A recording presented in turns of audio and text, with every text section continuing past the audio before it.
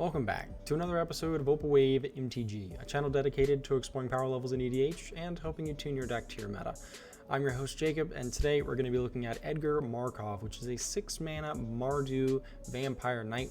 The colors are red, white, and black. It has Imminence whenever you cast another vampire spell. If Edgar Markov is in the command zone or on the battlefield, create a 1/1 black vampire creature token. First strike, haste. Whenever Edgar Markov attacks, put a +1/+1 counter on each vampire you control. And this Imminence ability is super strong just because you don't even need to cast your commander to get value out of it, which is super strong. As usual, the deck lists are in the description below, and if you want to help support my channel, check out my Fiverr, that's also in the description below. And with that, let's go ahead and get started. So first up is our Skirmish tier, which is our lowest power level. We've got a bunch of vampires in here, big whopping 38 vampires, just to make sure we can get stuff out on the board and start swinging with it. A couple of notable includes stuff like the Blood Tracker, where you can pay life to put counters on it, and whenever it leaves, you get to draw a card for each counter on it. So when you pair it with stuff like the Indulgent Aristocrat, you can potentially draw a lot of cards without even putting a lot of life into its ability. We've also got stuff like Necropolis 8 Regent, which can be used as a great way to finish out games since you hit players and you get a bunch of counters on them. I'm actually a big fan of this Markov Enforcer. Whenever it or a vampire enters the battlefield, it fights a target creature an opponent controls. A great way to kind of keep the board controlled. It's a 6-mana 6/6, so it's a pretty good body for the cost, and you also get to make blood tokens whenever a creature dies that it dealt damage to, so really strong. Another great way for us to kind of close out games is with the Sanctum Seeker, since we can drain our opponents whenever we attack with our creatures. We've also got like the Drana, the Liberator of Malakir, another great way for us to get our creatures to get bigger. Since she has first strike, she'll deal that damage first and then put a +1/+1 counter on each of our attacking creatures. Especially when we pair that with the Edgar Markov, it's going to make our dudes really big really fast. We've also got the Falconwrath Pit Fighter, which allows us to sacrifice those extra 1/1s we're making with the Imminence ability to gain a little bit of extra card advantage. I think this card's super sweet in this deck. And a few other ways like the Butcher of Malakir to help control the board when our stuff dies. Moving on to our sorceries, we've got the Austere Command and the Blasphemous Act to wipe the board. I like the Austere Command since it's very flexible. You can either destroy all artifacts and enchantments, or depending on what your board looks like, you can destroy all creatures with mana value 4 or greater. And the Blasphemous Act, you know, in decks like this, even if you do want to be the one that's ahead on board most of the time, that's not always going to be the case every game. So it's always a good idea to have at least 1 or 2 board wipes so you can reset. And you know, like I said, you're not always going to be the one that's ahead on board. So an extra one like that is always a good idea. We've also got the Pact of the Serpent, where we can get a little bit of card advantage based on the number of vampires we control. You can also do some fun stuff if your opponent is running like an Elves tribal deck. If they've got like 50 Elves out or something like that, you can use this to just kill them essentially, making them lose X life, where X is the number of creatures of the chosen type that player controls. Moving on to our instants, just a lot of straightforward removal. Nothing too crazy here. Unbreakable Formation and a Boros Charm to help protect our boards, and Plumb the Forbidden plus Deadly Dispute to create a little bit of card advantage, especially since we make those 1/1s get a little bit of extra value out of those 1/1s that maybe not, they can get bigger with the Markov and the other cards, but in the early game it can be really nice to get some card advantage out of those. And moving on to our artifacts. We've got a few 3-drop rocks, we've got some 2-drop rocks, we've got the Pyre of Heroes, so we can move up the chain with our vampires and evolve our vampires essentially into stronger vampires. Blade of the Blood Chief can make our vampires a lot bigger as things die, especially when you pair it with something like the Blood Tracker, since it will draw you cards for the amount of counters it has on it, so really strong interaction there. And the Icon of Ancestry, in addition to being an anthem effect for our vampires, can also generate a little bit of card advantage since we do have a good density of vampires in the deck. And moving on to the enchantments, we've got Gift of the Fangs, which can be used to either pump our vampires or just potential removal if you put this on a non-vampire creature. Seal of Doom is another removal spell we can use. And the Vampiric Rites, I like this card a lot. Again, since we're making those 1/1s, we can sacrifice them, gain a little bit of life, draw a card, get some card advantage out of them. We've also got Rally the Ranks and Etchings of the Chosen, which both serve as anthems, giving our creatures of the chosen type +1/+1. But Etchings of the Chosen also allows us to sacrifice a creature of the chosen type to give another creature indestructible until the end of turn, which actually is super strong, since again we're going to get those 1/1s with the Eminence ability, so using those as fodder to protect our more important vampires can be really strong. And moving on to our lands, since we are in that skirmish battle tier, the skirmish tier, we're not trying to go too fast here. So our dual lands are lands that are coming in tapped, just so we can guarantee our colors. We've got a few, cards like the Command Tower, which can potentially enter untap, Battlefield Forge, and a lot of basics. And if you are running a lot of basics in like 3-color type of decks, just be sure you're checking out your mana spread, make sure that you've got the appropriate mana production from your lands. And we also have the Vault of the Archangel, since it can give all creatures we control Death Touch and Lifelink, a super strong card, since we're trying to turn our card sideways, and Castle and Birth can also do that, give our creatures +1/+0 until end turn. So if you don't have if you don't have your mana tied up in like casting spells or anything, these lands can be great in terms of putting your mana into it. And moving on to the battle tier, we've definitely reduced the number of vampires in our deck. We're not running vampires just because they're vampires. We're looking for stuff with a little more oomph. We're also running a few non-vampire cards that can help us apply more pressure to the table and or just serve as combo pieces. So one of those is going to be that Perforos, since it can deal 2 damage to each opponent whenever a creature enters. We're going to get 2 creatures whenever we cast a single creature with the Eminence trigger, so essentially dealing 4 damage to each opponent. Perforos is super strong in a deck like this, especially if we're going to be trying to turn sideways at people. It's good that we can get the chip damage going for everybody else, so that way when we take down the first player, we can look at the next player and they've already been hurt by that Perforos. Really great card. Then we've got the Dominating Vampire, which was in the previous deck, but we've also added a Kiki-Jiki, which, as long as we have 5 vampires on the battlefield, Dominating Vampire can target the Kiki-Jiki, and from there untap it, and then you can make another Dominating Vampire, and you can make infinite Dominating Vampires with haste, and from there you just kill the table. Now you do need 5 vampires in order to get this to happen, but you're going to make at least 1 other vampire when you cast the Dominating Vampire because of the Eminence ability. So you really only need to cast 2 other vampires in addition to this Dominating Vampire in order to get the Kiki combo online, which isn't that hard in this context. We've also added a Kalidas to kind of mess with those graveyard strategies. And a Twilight Prophet, again, gives us some extra chip damage if we have the City's Blessing, as well as some extra card advantage. So really cool card here. We've also added a Veto, Thorn of the Dusk Rose, which whenever you gain life, target opponent loses that much life. We have the combo with the Exquisite Blood. Whenever an opponent loses life, you gain that much life. So a little bit of an extra combo in case you can't really end the game with combat or anything like that. And this combo does have a lot of redundancy or potential redundancy. There's the White Black Vampire that does the same thing. There's the enchantment that also does the same thing. And so all just different versions of Veto, essentially, where whenever you gain life, target opponent loses that much life. And I didn't want to run too much redundancy for this combo, since we already do have another 2-card combo in the deck, and we can pretty feasibly put a good bit of pressure on the board anyway with this deck. Moving on to the sorceries, we've added an Agadeem's Awakening, just in case we've gotten board wiped or something. We can use this to get a lot of our creatures back.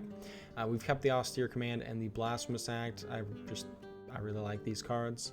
You could, depending on your play group, you could do like a Cleansing Nova or something. I just think it's a good idea to run some kind of board wipes in most decks, so we're running with these today. Demonic Tutor and Grim Tutor, extra tutor power, and the Pact of the Serpent still as another way for us to gain that card advantage. In the instance, we've definitely reduced our costs overall. We've added a few extra protection spells, stuff like Nefarious Protection and the Chroma's Will. Chroma's Will can also just serve as a way for us to close out games. Giving our creatures Flying, Vigilance, and Double Strike can produce a ton of damage. And if we have our Commander out, they're also going to just be indestructible and protection from all colors. So a really strong card here, especially if we're trying to close out games. And again, our removal, we've just lowered the cost, made it a little bit more efficient so we can make more plays and still have interaction up at the same time. In terms of the artifacts, we've definitely, in the same vein as the instance, we have reduced costs, so we're not running the 3 drops anymore. We've just got our 2-drop rocks, essentially. We've added a Dolmen Gate, prevent all combat damage that would be dealt to attacking creatures you control. So since we want to turn our vampires sideways, we don't have to think anymore about what our opponents are blocking with, essentially, since we're not going to lose our vampires to unfavorable blocks. We've still got the Pyre of Heroes, and we've added a Skull Clamp. Since we do get those 1/1s with the vampires, we can sack those and get a ton of card advantage off of the 1/1 vampires with the Imminence ability.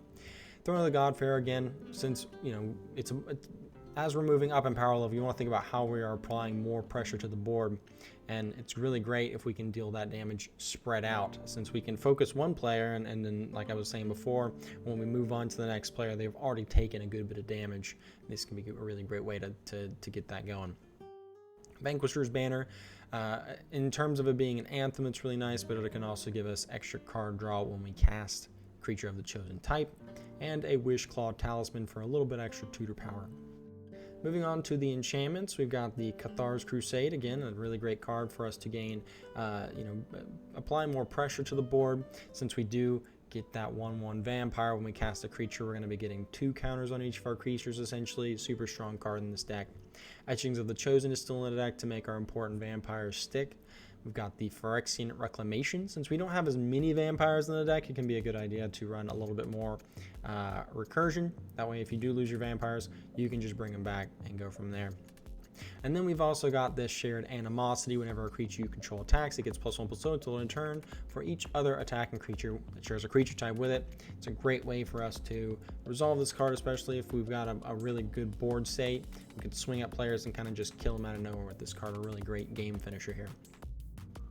And moving on to the lands, we've added our shock lands, we've added the on-color fetch lands, like the Arid Mesa stuff. We've taken out the lands that are going to be entering tap no matter what, and replaced them with lands that have the potential to enter untapped.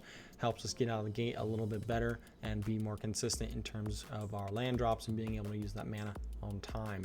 We've also added a Ganjo and a Tekun Numa, if I'm saying that correctly, just a little bit of extra utility with our lands, and a Phyrexian Tower to help pump out our other spells, sacrificing those 1/1s. Again, extra value from the Imminence ability.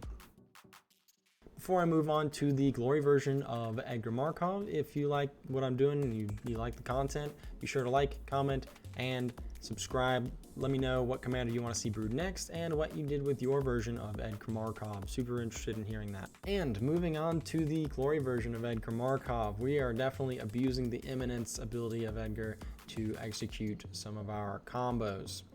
We're just going to jump right into it. We've got the Oathsworn Vampire. Whenever it enters the battlefield tapped, and you can cast it from your graveyard if you've gained life this turn. So when we pair that with a Blood Artist or a Cruel Celebrant, we can potentially drain out our opponents infinitely. And we've got a few different ways we can do this. The first one is going to be with our Phyrexian Altar.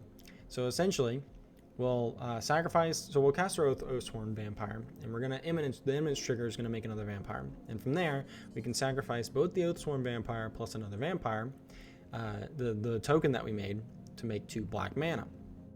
Because 2 creatures died, if you have either the Blood Artist or the Cruel Celebrant, your opponents are going to lose 1 life and you're going to gain 1 life. And because of that, you can now cast Oathsworn Vampire from your graveyard. So we cast our Oathsworn Vampire from the graveyard, and the Imminence trigger doesn't care. It doesn't matter where you cast your vampire from. It only cares that you are casting a vampire spell. So because we're casting our vampire spell, we're going to make another 1/1. And from there, we can sacrifice the 2 vampires we just made and make 2 more black mana, and infinitely recast our Oathsworn Vampire. And from there, we will drain out the table with either a Blood Artist or a Cruel Celebrant. We also have this Liliana standard bearer, which says when it enters the battlefield, draw X cards, where X is the number of creatures that died under your control this turn.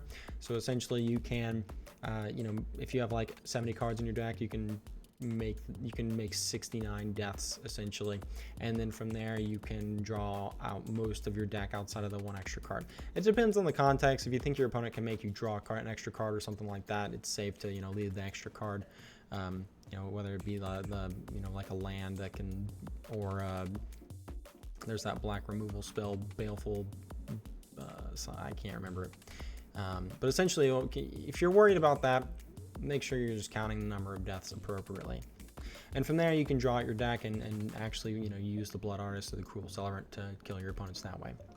Another way we can use the Cruel Celebrant and the Blood Artist to kill our opponents is with the Leon and Relic Warder.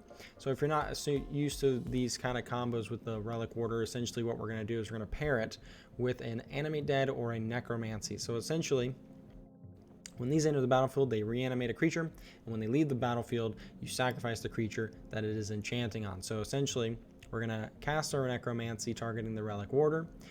Relic Warder is going to enter the battlefield, and then we're going to exile the Necromancy. When Necromancy leaves, we're going to sacrifice the Relic Warder, and that will trigger its leaves the battlefield ability, and you will now return the Necromancy to the battlefield, and from there, you get to reanimate your Leon and Relic Warder again. And from there, this creates infinite ETBs, infinite death triggers, and from there you can kill everyone with the Cruel Celebrant or the Blood Artist, or do the Liliana's Stand Bearer shenanigans.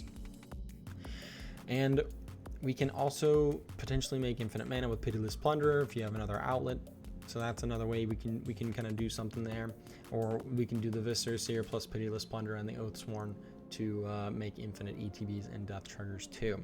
We've also added just a few staple cards, stuff like the Esper Sentinel, Dockside, super powerful, Grand Abolisher, and Ranger Captain to prevent our opponents from interacting with us, and a Professional Facebreaker, since we can potentially turn our creatures sideways, get extra value, make the treasures, and kind of go from there. We've also added a Razakath, since we are on this reanimate type of package. Adding a Razakath is a nice bomb that can help us assemble a combo when we don't have a combo just ready to go and we're like entombing or something like that. Moving on to the sorceries, we've got a Buried Alive, which is super sweet in this deck, since we can put the Standard Bearer in addition to the Leon and Relic Warder in our graveyard, and from there you can Necromancy your Leon and Relic Warder, do the combo, and then when you have enough death triggers, you can on the last time you have your Necromancy enter, and you have it target the Liliana Standard Bearer instead, and that way you get to draw your cards that way. So a nice way to set up your combo and essentially draw out your entire deck there. Then we've got a Cabal Therapy. We can sacrifice those 1/1s off the Eminence trigger to rip our opponent's hands apart potentially, just clear the way for removal and for our combos.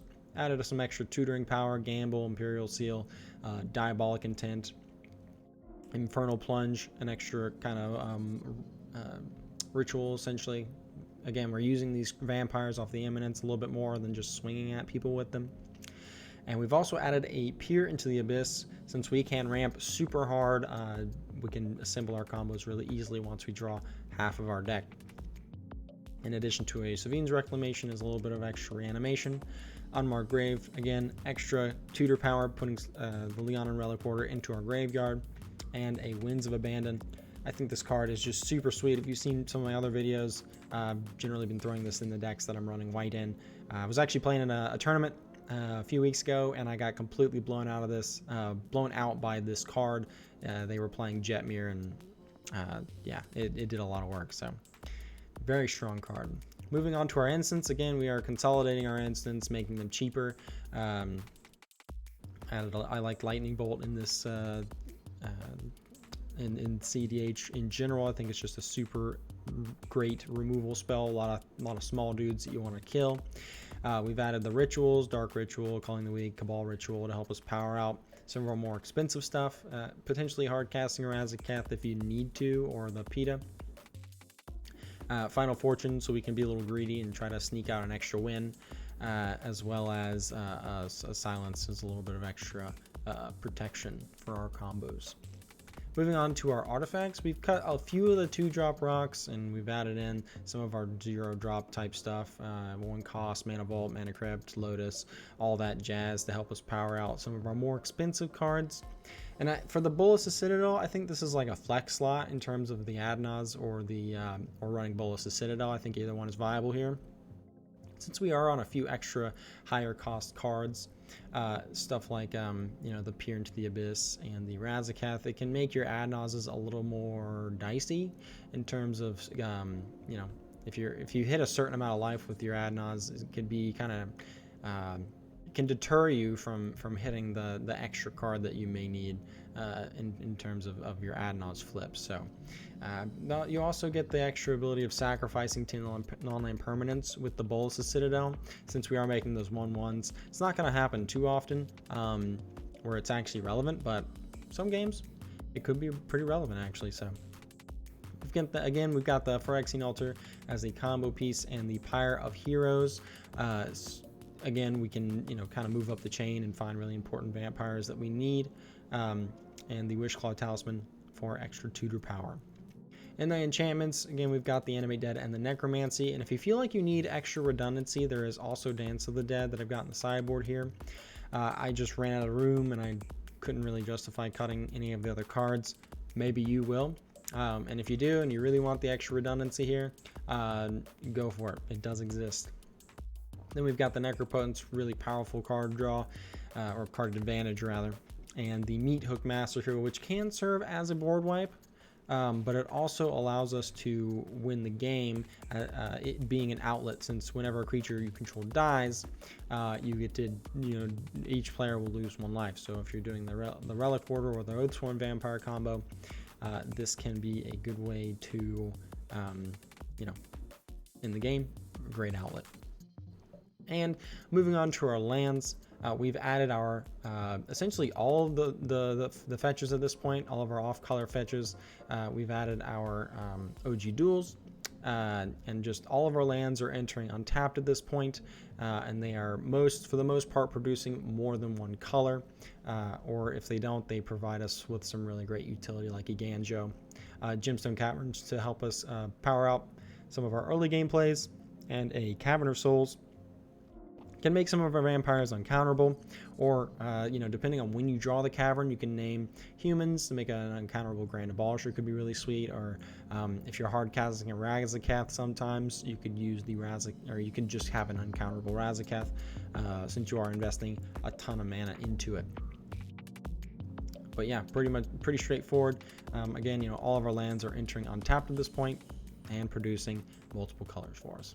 Thanks for checking out this episode of Opal Wave MTG. Again, I am your host, Jacob, and until next time.